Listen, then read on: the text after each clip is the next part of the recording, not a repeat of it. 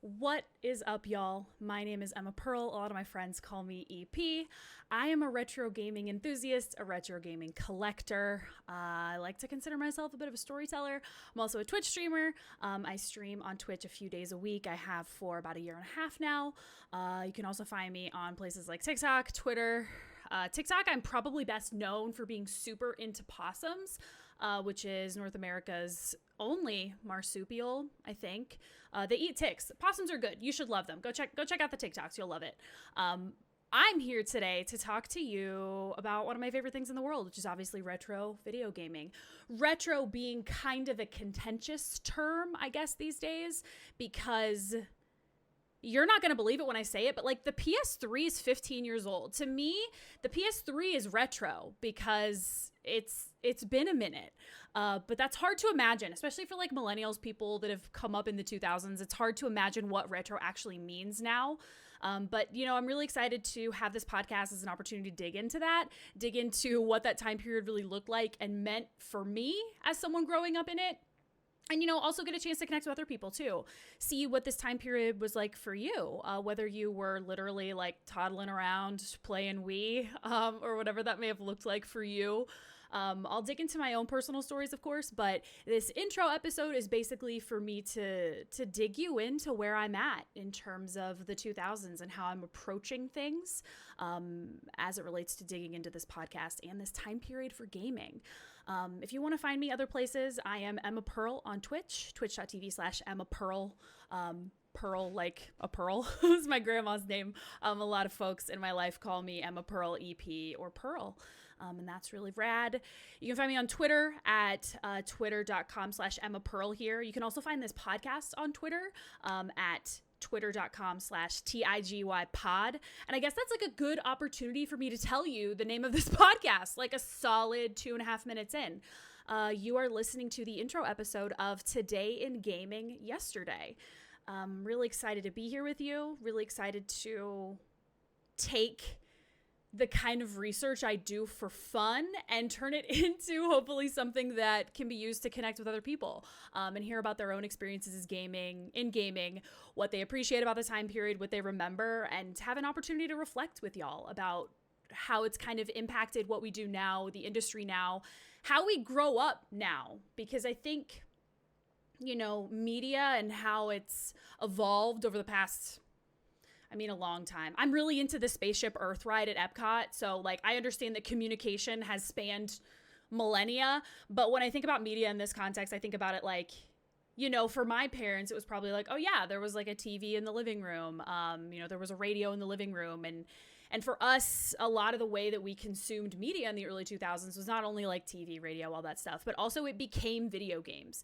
It became a way to think about the world and to see the world through different lenses, whether they were like hyper realistic lenses or you were playing in this fantasy world. It was still sometimes reaching into these real world consequences and archetypes and like interesting pieces of the actual world that come through in these fantasy realities that came from video games. So I think for me, it's interesting to look back on these things and understand how they've shaped my life, the life of those around me, the general landscape of media, especially as we kind of dig into the first, second, third decade of the 2000s. Oh my God, don't get me started.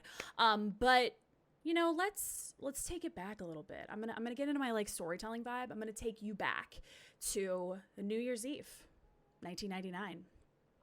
Do you know where you were? Do you remember where you were? Were you alive? If you weren't alive, that's okay. You're valid. No shade, no shame in that game. I was at my parents' house in Florida. I was what? It was 1999. I'm born in 1991, but my birthday's at the very end of the year. So like 1999, I was 8, but I had just turned 8. Right? That's math? Yeah, I think. Yeah, I was 8. I was with my entire family at my family's house in Florida. I have 3 older sisters. Some of their boyfriends were with us, some that they're married to now, stuff like that. It's kind of wild when you look back on it. That was a long time ago. But yeah, we were all chilling in Florida. We had, fun little decorations scattered through the house, the kind of general stuff you'd see in the late 90s, lots of like paper, like a gold motif to a lot of it, gorgeous stuff. we were watching the ball drop like a lot of us did back in the day. I vividly remember watching it on our giant CRT that, looking back, probably weighed at least 100 pounds, right? Or am I like ridiculous about how much a CRT actually weighs? This TV was heavy. We had this huge media case built up around it. Awesome stuff. I wish I had access to it now, because I'm actually building a separate piece of my house that is going to be primarily for CRT-based gaming. But I digress. We were all chilling, sitting around, waiting for the ball to drop, and really not understanding the implication of what Y2K meant. I look back now and I realize that I was a child with a lot of anxiety. I was constantly pretty anxious. I think that I was nervous about Y2K. At the time, there was a lot of hysteria around it, which, may not have been fully justified in a lot of ways, but it was a lot of what I thought about. I have a sticker on my laptop now that I got off of like Redbubble, and it's a replica of the sticker that Best Buy gave out in 1999, which said, "Hey, remember to turn your computer off before midnight on December 31st, 1999. And, that was like a legitimate thing for us. We didn't really know how things were going to happen. But, the ball dropped in a positive way. The ball dropped. The world did not suddenly implode. And I was relieved, I felt good. I felt hopeful, about as hopeful as an 8. I swear to God, how old was I? 9-year-old can feel about that kind of stuff. And probably one of my thoughts at that time was, what game am I going to rent from Blockbuster next? Like, what's on the agenda for me? Because that was a huge piece of my life, was video games and gaming. And this podcast is going to particularly be about the 2000s, but I can't start any kind of technology moment on a podcast or anywhere without talking about the decade that preceded it. Because the 90s were huge, dude. The 90s were huge for video games. The NES was obviously a huge thing, Super Nintendo, N64. Sega tried to sneak in there with the Genesis hype. I really read an excellent book. I'm sure tons of people have read it. I really should have pulled up that source earlier. If you hear me typing, I do like a mechanical keyboard moment. The book Console Wars by Blake J. Harris, released in 2014. An excellent, excellent book. Talked a lot about the Sega versus Nintendo moments of the 90s, and how that kind of played out. So, Sega was in there fighting for it. As a lot of folks may know or may not know, I mean, nobody knows as much video. You never know how much people are really going to know about this space. But, the PlayStation started as kind of a conversation between Nintendo and Sony about adding disc capabilities to the Super Nintendo. So Super Nintendo or N64, if I'm wrong, that's okay. We'll go into that later about what you, the listener, can do if I am wrong. Believe me, there are options for you. But yeah, it's kind of turned into Sony's own thing, where they're like, oh, we're getting into the console market, baby. Let's go. Which is very exciting. Sega also kind of attempted some disc moments, and I'm sure the Sega Saturn is fine. I don't have my hands on one yet. I am trying to buy one. But it wasn't really there for them at that moment. A huge piece of that too was Nintendo absolutely dominating the handheld market. As we dig into the first episode, which of course I've already researched at this moment, the statistics behind the Game Boy are just bonkers. And it's so exciting about how accessible that made gaming for a lot of people, including me. But yeah, the 90s were a huge decade. We can't talk about the 2000s in gaming and all of the wild stuff that happened in the 2000s without talking about the 90s first. But, as it relates to Y2K era, as I call it, the late 90s to the early 2000s, it's a really huge era for me. I had a lot of hand-me-downs in terms of my first gaming moments. I got to mostly watch my sisters play our Nintendo Entertainment System, the NES, the one I still have sitting behind me as I record this. I replaced the 72-pin connector on it in high school. I know what you're thinking. I went on so many dates. Just kidding. I had a good time though. I feel good about that project, and even taking on those little things about repairing and fixing and upgrading your stuff can be very empowering. So I do recommend, if you ever have an opportunity to make a fun little fix in a console, you should do it. I had that NES, played, Super Mario 3, a Pac-Man clone called Trog that I absolutely love still to this day. So fun. I also had their hand-me-down Game Boys. I had 3 older sisters. We had 3 Game Boys, 3 of the big old DMG-01 guys. Loved them. Played a lot of Bo Jackson football and baseball on that. Kirby Pinball Land. So good. The soundtrack of that game is absolutely phenomenal. It was all just a lot of hand-me-downs for me. But, as we dug into the late 90s, I will admit my timelines are a little bit blurry. I can't remember specifically if I got my PS1 before or after my Game Boy Color. But I got a PS1. My parents got it for me because every time we would go to the local Kmart, which are any Kmarts even still open? That's probably dating me in itself, the fact that I regularly went to Kmart. I would go there with my parents and immediately hightail it to the electronics section where I would play the Spyro the Dragon demo the entire time that they shopped. They would have to come swing by and pick me up because I was so glued to the PS1 playing Spyro, which now that I'm like verbalizing playing that, I actually purchased a couple months ago a PS1 demo kiosk that had been restored a little bit. It has a CRT in it, has the PS1, all that stuff. It's sitting in one of my guest bedrooms right now. I need to put it back together. A really cool find, and it was really foundational for me getting into that gaming. It was me independently saying, holy shit, this is cool. I love this. I want to play this. And my parents, I appreciate that they noticed that and that they foster that in me and were like, this is something she wants to spend a lot of her time doing. Let's get it for her. So I got my PS1. I got my Spyro 1. Very good. That game is still one of my absolute favorites. Incredible soundtrack on that one too. Like that mid to late 90s moment. Oh, it's so tasty. The soundtrack to that game. I love it so much. Also, speaking of music on the PS1, Tony Hawk Pro Skater 2 was so foundational for me as like a person and with my music taste that I didn't even think about it until, somewhat recently. Like all that music on there was so good and that game is excellent. Pro Skater 2 is one of my faves. I think I have it on Dreamcast now too, so I want to try it on another console. See if I'm half as good on another one. And then, of course, I got my Game Boy Color, my little purple translucent Game Boy Color that I love so much. Pokemon Yellow was my first game on that I really dug into, and kind of the inspiration behind this giant Pikachu surfing tattoo I got on my arm not too long ago. Just a wonderful game. Really good times, really good memories from that Y2K-ish era gaming for me. I graduated from high school in 2010.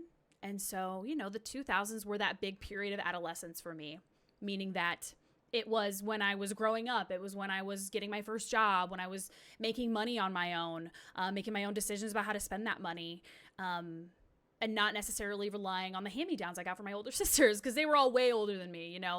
They may have still been into gaming, but the stuff didn't come from my parents anymore, so they weren't going to hand that down to me necessarily. I actually bought some of my collection from one of my older sisters, stuff that she had picked up along the way. But yeah, it all became really a big piece of independence for me with that. The last game console my parents ever bought me was the GameCube that I have, because we moved from Florida to Kansas when I was in the 4th grade, and they were like, hey, we know you want this GameCube. If you do a good job moving, if you're, a good kid through the move, we will reward you with this GameCube. And I'm like, bet, or whatever the 2001 equivalent of bet would have been at the time. Maybe 02, either way. Whatever 02 bet was, it's what I said. I got the GameCube. Good times. But that was the last console my parents ever bought me. My Wii was all me. That rhymed. I feel really good about that. My PS2 was all me that I bought. Everything from then on was all me, which felt tough when I'm 14 and I really want a PS2 and I have to wait until my confirmation at the church to get enough money to buy a PS2. And the first game I bought for that PS2 was Grand Theft Auto Vice City. A lot of irony just layered into that with how I got that money. But yeah, I was making those decisions for myself. I'm sure I'll have more and more stories to dig into as we kind of continue through the years and through this podcast, and lots of different places and times. And I probably will repeat some stories because it's what we do as humans. We get excited about things and we remember them and we want to share them with other people. So yeah, we'll dig in and I'm pretty excited about it. I would say, honestly, in terms of like life transformative periods as well, I'm probably considered in one right now. I got divorced earlier this year. I have a lot more free time. I have, I can make a lot more independent decisions about what I want to spend my money, my time on. And so last year, maybe the year before, I started getting more serious about video game collecting and what that meant to me. And I'm sure a lot of people have this experience. Oh, I drink a lot of water, so buckle up for that, baby. I'm sure a lot of people have this experience from the pandemic that is, ongoing. But from some of those big years, it kind of like made me reevaluate what was most important to me, what I wanted to spend my time on, and what made me really happy. And I think I had been denying myself the ability to lean into my gaming hobby in pursuit of trying to become some career-obsessed person. And I gotta say, it has its merits, but I'm having a lot of fun now, and so I'm going to continue digging into that personally. As it relates to my collecting, I try really hard to only collect things that I want to play or I have like a really deep connection to. If I see something rare at the video game store, thank God, most of the time I won't just pick it up because I want to pick it up. And I'm like, oh, this is rare and my collection needs this rare item. Like, no, like I want to buy something and I want to collect a physical media because I have a connection to it or I want to play it. The biggest example of that probably is Silent Hill for the PS1. I really wanted to play that, so I bought that game. It's an expensive one. Same with Parappa the Rapper. I bought that one because I wanted to play it. And of course, it's a big game too for a lot of folks. A lot of folks are nostalgic about that one, which I get. I just need to play it on a CRT. The input lag is not good for me. I also think that this era of gaming is important and cool to me in terms of just technological advancement. As you play games on an NES, sometimes a Super Nintendo, even a little bit on the N64, you have to suspend a bit of disbelief, or you have to suspend belief and kind of dig into more of your imagination, which for me was never an issue. I can appreciate older pixelated things. Obviously, love a pixelated moment. Pikachu's on my arm, baby. But it was interesting to see the graphics get better, to see the immersion get better, see the advancement in that. Watching Moore's Law turn into a fun video game thing is super fun. They feel so culturally relevant too. Like video games have always kind of had this layer of cultural relevance as you think about like the 80s and the 90s, but in the 2000s it felt even more tangible to me personally. Seeing things really come through in terms of their relevance and their place in society and how serious you're taken. I don't think that video games may not be as respected in every piece of the world or every piece of the planet, every community, every culture. But I think that the early 2000s and 2000s in general have been important for that. So I really want to dig into that. So in terms of what this podcast is about, Today in Gaming Yesterday, what are you going to get here? I want each season, I believe, to reflect a year in 2000s gaming, literally, meaning that we're going to start in 2000 and then we're just going to move our way up. If we can complete the decade, that would be sick, but we're going to do our best and see what happens. So we're starting with the year 2000. We're starting with January 2000 in our first episode. This is just the intro, baby. The biggest thing for me throughout this is just learning more, connecting, having a good time, digging into research, learning from you, the listener, what you think about some of this stuff, what your insights are, if you have any particular memories or thoughts on things like that. I do want to hear about it. I'm always happy to connect with folks about nostalgia. It's a huge reason of why I stream on Twitch is the connection of folks via nostalgia. It's really, really cool and really powerful to me. You can reach out to me at tiguypod@gmail.com. That's a good way to send me your thoughts. And also you can reach out on Twitter, tiguypod on Twitter. I think part of this, as I was mentioning, the cultural relevance of video games, I think without this necessarily needing to be said, we're going to dig into the culture of 2000s as it relates to gaming and then just as a whole. I'm using this podcast as an opportunity to work through some of my own assumptions about video games, what that looked like from the early 2000s, like where that really was, and how it felt for me at the time, growing up, going through adolescence in this period of like video game excitement and how I approached it, my own thoughts about it, and how it kind of shaped me as a person. there are some interesting biases we had at the time, biases we might even still have today. I want to work through those. I want to think through those. I want to think about, through a more critical lens, how video games are being packaged to us, how these stories are being told, and what kind of narratives and themes these stories may have been perpetuating, just because I think it's a really interesting time period. Without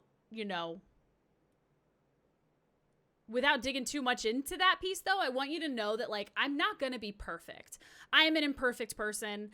News sources, especially news sources from 20 years ago, which is a lot of what I dig into in this podcast, a lot of those news sources are also going to be imperfect.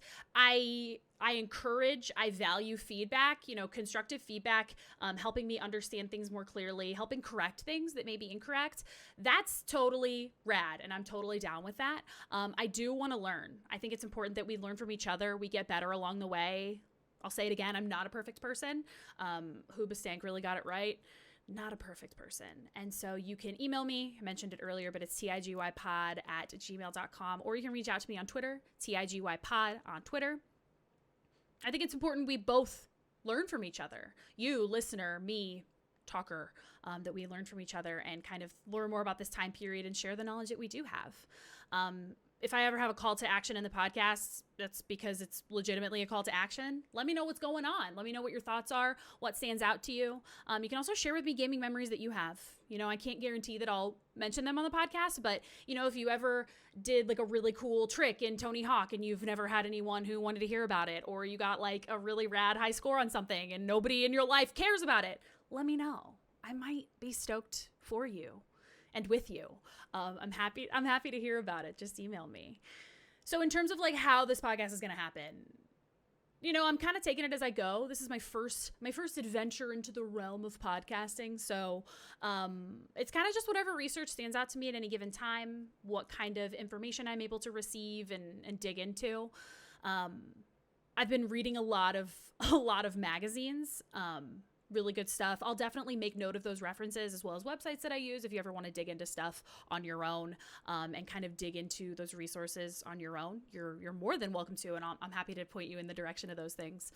If you ever have a source that you think is cool that I should check out, whether that's like, I'll tell you right now, one of my guiltiest pleasures in this world is archive.org and going to the Wayback Machine and looking at old message boards from video games. Wow. It's like a treasure trove of the general consciousness of whatever that time period was, as well as like video games before walkthroughs were maybe as accessible as they are now. Oh my God. That's a beautiful time capsule for me. I love a message board. If you have access to that kind of information, ship it to me, dude. Send it. I want to see it. I want to dig in. That's worth saying though, that I can't use every single source. If I wanted to do the most in-depth podcast in the world about just the year 2000 in video games, it would be like a 30-parter, dude. Like, it would be a long one. So I'm going to touch on what's most important to me and what I found to be most interesting and the stories and the themes of the time that I thought was cool. Send me your tidbits if you want, but know that, as much as I wish I could, I can't use everything, and that's all right. I also, as you can tell, will intermix my own stories in there. If there's ever stories where I call out people directly that I know, I'm making sure to ask them if that's okay first. If you have your own stories, like I said, reach out to me. I would love to hear about it. Maybe include it in the podcast if I think it ties into what we're doing. So with that being said, to kind of wrap up this intro moment, whether you found this podcast because you're into gaming, whether you found this podcast because you've seen me on other platforms and you want to check it out, I think everybody will approach this time period and these games and these stories differently, because some of us were coming of age in these times. Some of us were, just barely growing up, and that's okay too. Possibly you may have been older. You may have been looking at this from more of a bird's eye view of kind of seeing all of this unfold, and not necessarily having the time, the resources, the space to dig into it. So maybe you're interested in kind of a deep dive of this world for the first time. My end goal here is that hopefully I can make you laugh a little bit. I can tell you a fun fact that you may think is cool. You can relate to me. You can relate to some of these things in your own way, not necessarily from the same exact perspective or lens as me, but in your own way. And I hope we can spend some good time here together. We can talk about things that matter. We can have good conversations and enjoy this era of gaming together. And a big piece of it too is like an appreciation. I think it's kind of easy to take for granted what was happening in the early 2000s with gaming. You know, we went so quickly from bits to these wild textures that are just incredibly vivid and so realistic. And I think it's super easy to take it for granted. The industry is absolutely overwhelmed with innovation, and it's so easy to forget how far we've come. And so for me, it's not only about connecting to you, connecting to the world, connecting all of us together with this nostalgia for early 2000s gaming, but also taking a moment to step back and just appreciate what we have and everything that came to be to get us there. So, I hope you're stoked. I'm stoked.